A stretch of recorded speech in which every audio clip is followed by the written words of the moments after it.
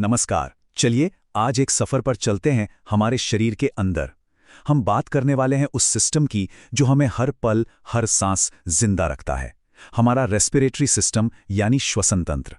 आइए इसकी गहराइयों में उतरते हैं और देखते हैं कि ये कैसे काम करता है।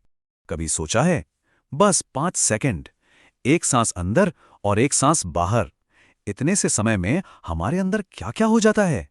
ये कोई मामूली बात नहीं है, ये एक कमाल की प्रक्रिया है और आज हम इसी को बिल्कुल विस्तार से समझेंगे। तो सबसे पहले एक बहुत ही आम कंफ्यूजन दूर करते हैं, ब्रीदिंग और रेस्पिरेशन, यानी सांस लेना और श्वसन। अक्सर लोग इन दोनों को एक ही चीज समझ लेते हैं, है ना? पर असल में साइंस की नज़र से देखें तो ये दो बिल्कुल अलग अलग चीजें हैं। तो इनमें फर्क क्या है? देखिए, ब्रीदिंग यानी सांस लेना ये एक फिजिकल प्रोसेस है। सोच लीजिए ये एक मैकेनिकल काम है जो हमारे फेफड़े करते हैं, ऑक्सीजन अंदर, कार्बन डाइऑक्साइड बाहर, सिंपल। लेकिन रेस्पिरेशन यानी श्वसन, अरे ये तो केमिकल प्रोसेस है। ये वो जादू है जो हमारी हर एक सेल के अंदर होता है और इसी से हमें एनर्जी मिलती है, काम करने की ताकत। अब इस रेस्पिरेशन को भी ना हम 3 लेवल्स पर समझ सकते हैं। पहला है एक्सटर्नल रेस्पिरेशन। ये होता है फेफड़ों में, उन छोटी छोटी थालियों में जिनको एल्वियोली कहते हैं। फिर आता है इंटरनल रेस्पिरेशन। ये खून और हमारी बॉडी की सेल्स के बीच गैस एक्सचेंज है। और सबसे आखिर में, सबसे जरूरी, सेल्यूलर रेस्पिरेशन। यही वो असली प्रोसेस है जहां सेल्स के अंदर ग्लूकोज से एनर्जी बनती है। और ये स्क्रीन पर जो दिख रहा है ना, ये है जिंदगी का केमिकल फॉर्मूला। बिल्कुल, ग्लूकोज प्लस ऑक्सीजन मिलकर बनाते हैं कार्बन डाइऑक्साइड, पानी और सबसे जरूरी चीज एनर्जी, जिसे हम एटीपी कहते हैं। पूरे रेस्पिरेटरी सिस्टम का आखिरी मकसद बस यही है, इस एनर्जी को बनाना। तो चलिए अब एक एडवेंचर पे चलते हैं। हम फॉलो करेंगे एक सांस को, देखते हैं कि हवा बाहर की दुनिया से हमारे फेफड़ों के अंदर तक का ये लंबा सफर कैसे तय करती है, कहां-कहां से गुजरती है। तो ये है हमारी सांस का रोड मैप। सफर शुरू होता है नाक से, फिर हवा जाती है फेरिंक्स यानी ग्रसनी में, उसके बाद लैरिंक्स यानी स्वरयंत्र, फिर आती है ट्रैकिया या श्वास नली, जो आगे जाकर ब्रोंकाई और फिर और भी पतली ब्रोंकियोल्स में बढ़ जाती है। चलिए इन स्टॉप्स को थोड़ा डिटेल में देखते हैं। तो पहला स्टॉप, नाक।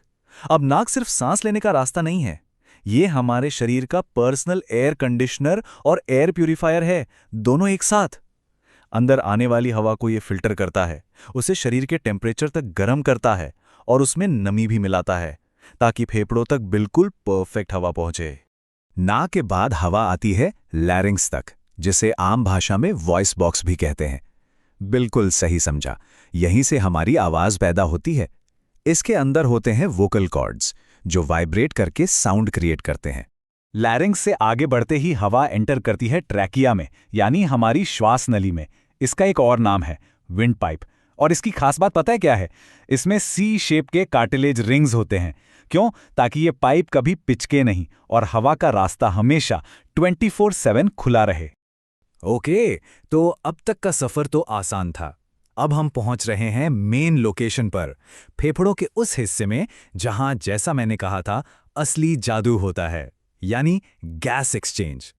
300 मिलियन, एक बार इस नंबर को दिमाग में लाइए, 300 मिलियन, बहुत बहुत बड़ा नंबर है ये। आखिर हमारे फेफड़ों में ऐसी कौन सी चीज है जो इतनी ज्यादा क्वांटिटी में है? सोचा? 300 मिलियन क्या?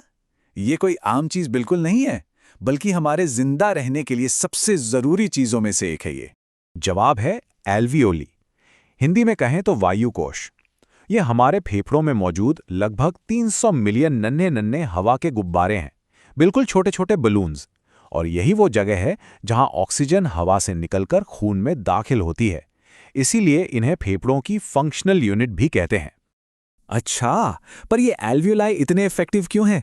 इसके 3 बड़े कारण हैं। एक, इनकी दीवारें इतनी पतली होती हैं कि पूछो मत, सिर्फ एक सेल जितनी मोटी। 2, इनके चारों तरफ खून की नसों का घना जाल बिछा होता है।